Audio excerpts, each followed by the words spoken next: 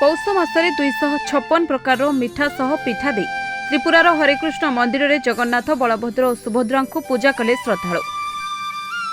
त्रिपुरार राजधानी आगरतला स्थित हरिकृष्ण मंदिर में आज 256 प्रकार मिठा सह पिठा भोग अर्पण करपटे यह पूजा उपस्थित थिले पद्मश्री पुरस्कार पाइथिबा चित्तरंजन देव वर्मा महाराज।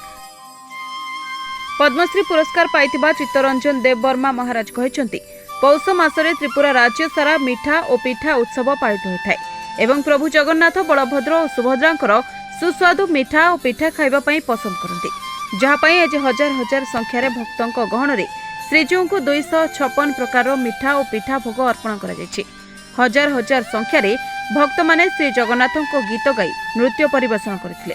Bureau report NNS Odia.